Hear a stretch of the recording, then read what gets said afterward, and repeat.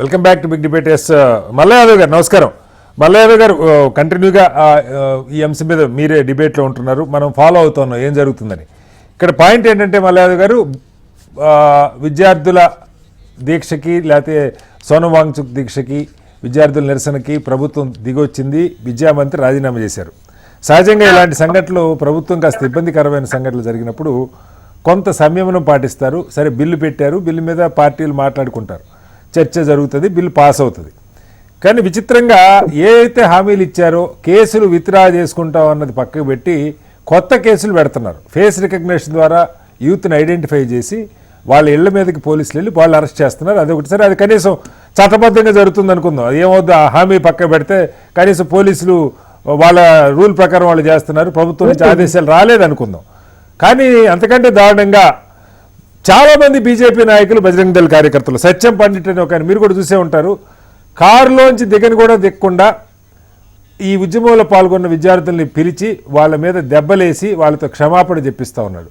బజరంగ దళ కార్యకర్తలు ఢిల్లీలో యూనివర్సిటీల్లో ఎక్కడెక్కడైతే ఎవరెవరు పాల్గొన్నారో సోషల్ మీడియాలో పోస్టులు పెట్టారో వాళ్ళు రైట్ మాట్లాడారో రాంగ్ మాట్లాడారో నేను చెప్పట్లా, కానీ కొట్టే హక్కు వాళ్ళని బజరంగ దళ కార్యకర్తలకి రోడ్ల మీద పడేసి కొట్టే హక్కు ఎవరిచ్చారు? దీన్ని ప్రభుత్వం ఖండించట్లా. ఒక ఢిల్లీ మొత్తం నగరంలో ఒక హైటెన్షన్ వాతావరణం నెలకొంది. ఎందుకంటే ఎక్కువగా ఢిల్లీలో ఉన్న వాళ్ళే పార్టిసిపేట్ చేస్తారు. దీని మీద పార్టీలు మాట్లాడతాయా? జరిగిపోయాక, ఎందుకంటే లక్షల మంది పాల్గొన్న ఉద్యమంలో పాల్గొన్న వాళ్ళని వెంటాడి వేటాడేది ప్రభుత్వం ఒకటే కాకుండా పార్టీ క్యాడర్ కూడా వాళ్ళ మీద దాడి చేసే పరిస్థితి వస్తే, లేదు సంఘ పరివారు కార్యకర్తలు దాడి చేసే పరిస్థితి వస్తే ఇంక దిక్కెవరు?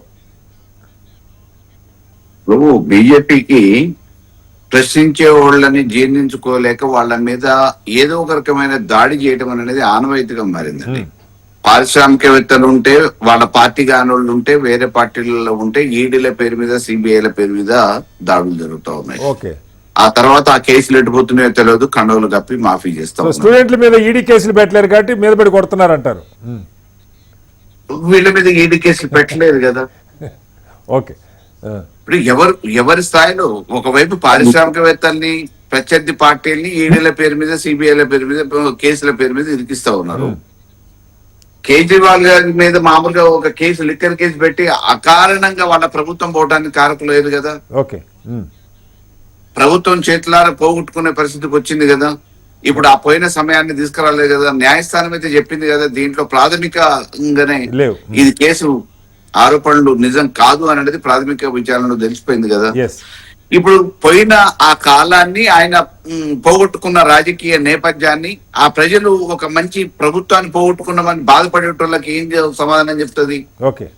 అదే రకంగా విద్యార్థి లోకంలో కూడా ఒకవైపు ఉన్నత న్యాయస్థానం జోక్యం చేసుకొని మైనారిటీలు ఎవరైతే ఉన్నారో మైనర్లుగా ఉన్నోళ్ల మీద కేసులు ఉపసంహరించుకోండి, తీసేయండి అని చెప్పేసి ఉన్నత న్యాయస్థానం చెప్తా ఉంటే, కొత్తగా జీర్ణించుకోలేక ఈ రోజు వాళ్ళకి అది ఒక అవమానంగా భావిస్తూ ఉన్నారు. జీర్ణించుకోలేక విద్యార్థుల మీద దాడులు జరుగుతూ ఉన్నాయి, భౌతిక దాడులు. ఎందుకంటే దుర్మార్గం ఏముంది? ఇప్పుడు పోలీసు వ్యవస్థను వాడుకొని, అధికార వ్యవస్థను వాడుకొని వాళ్ళకు బల ప్రయోగాలు చేసి సామాన్యుల మీద, అనామకుల మీద ఇటువంటి ఇబ్బంది పెట్టే ప్రయత్నం చేస్తూ ఉంటే, ఎంత వ్యతిరేకత వస్తే, విద్యార్థుల నుంచి ఎంత తీవ్ర వ్యతిరేకత ఎదురైతే తప్పనిసరి పరిస్థితులలో రాజీనామా చేపించారు. లేకపోతే పట్టించుకునేటోళ్ళు కాదు. 23 రోజులుగా దీక్ష చేస్తే కూడా పట్టించుకోలే. 23 రోజుల తర్వాత కూడా కనీసం ప్రజలు స్పందించాలి, విద్యార్థులు స్పందించాలని చెప్పేసి స్వచ్ఛందంగా విద్యార్థులు వచ్చి రోడ్ల మీద నిరసనలకు దిగితే అమానుషంగా లాఠీ చార్జీలు చేసిన తర్వాత ప్రభుత్వం దిగొచ్చిన తర్వాత తప్పనిసరి పరిస్థితులలో ఈ రోజు ప్రజాస్వామ్యంలో ప్రజాస్వామ్యయుతంగా నిరసన వ్యక్తం చేస్తున్న వాళ్ళ మీద ఎన్ని ఉపయోగించాలో అన్ని దాడులు ఉపయోగించారు. పోలీసులు కేసులు పెట్టడం ఒకటి కాదు సార్, నాకు నిజంగా ఆశ్చర్యంగా ఉంది. మీరు కూడా ఉద్యమాల్లో పాల్గొన్నారు సార్. ఇప్పుడు మీరు ఉద్యమంలో పాల్గొన్నప్పుడు ప్రభుత్వం మీ మీద కేసులు పెడితే పెట్టిందేమో, కాంగ్రెస్ కార్యకర్తలు లేకపోతే ఎన్ఎస్ఏ వాళ్ళు రోడ్డు మీద పడి యువజన కాంగ్రెస్ వాళ్ళు మిమ్మల్ని కొట్ల, అదైతే నేను చూడలా. కానీ ఇక్కడ ప్రభుత్వం కేసులు పెడుతుంది, మరొక వైపు వాళ్ళ సంఘ పరివార గ్రూపులు దానిలో పాల్గొన్న వాళ్ళ మీద దాడులు చేస్తున్నారు. తమాషాగా ఉంది. ఏం చెప్తారు? లాఠీ చార్జ్ చేసే రోజు కూడా పోలీసు కానోళ్ళు పోలీసు బట్టలు వేసుకుని చేసారు. పోలీసు యూనిఫామ్ లేదు, చేతుల కర్రలు తిరుగుతూ ఉన్నాయి. ఎవరిని చూసుకొని, ఎవరి ధైర్యంతో విద్యార్థుల మీద దాడులు జరిగినాయి ఇవాళ. ఆ తర్వాత ఈ రోజు వరుసగా జరుగుతుంటే ప్రభుత్వం ఏం చేస్తున్నట్టు అక్కడ ఉన్న ప్రభుత్వం, ఓకే వాళ్ళకి సంబంధించిన బీజేపీ ప్రభుత్వం కాబట్టి విచ్చలవిడిగా స్వైరవిహారం చేస్తా ఉన్నారు. సామాన్యుడికి రక్షణ ఎక్కడిది మరి? ఓకే సామాన్యుడికి ఈ రోజు రక్షణ కరువైపోయింది. అయితే మామూలుగా వాళ్ళు చెప్పిన పాట పాడాలి, లేకపోతే మౌనం వహించాలి. ఆ రకమైన దాడుల సంస్కృతికి ఈ రోజు బీజేపీ దిగజారటం అనేది సిగ్గుచేటు. ఓకే